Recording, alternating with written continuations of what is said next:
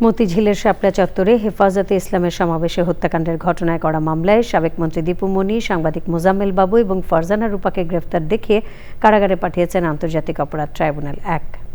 প্রসিকিউশনের আবেদনের পরিপ্রেক্ষিতে সকালে তাদের ট্রাইব্যুনালে হাজির করা হয়।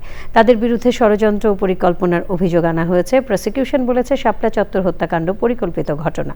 সে সময় মরদেহের সংখ্যা গোপনে সহায়তা করেছিলেন সাংবাদিক মোজাম্মেল বাবু ও ফারজানা রূপা।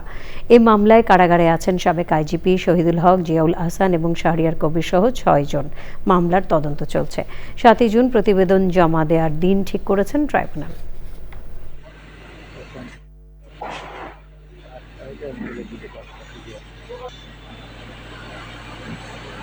আমরা ওনাকে রিপ্রেজেন্ট করার জন্য ওকালতনামা জমা দিয়েছি।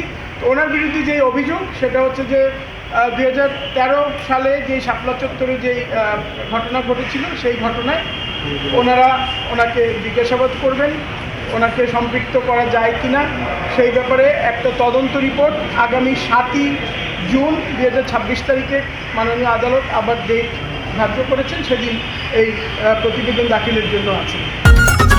ঈদ লাগছে মনে, খুশির জোয়ার সবখানে, আর ঈদ লাগছে মনে, বিকাশ পেমেন্ট সব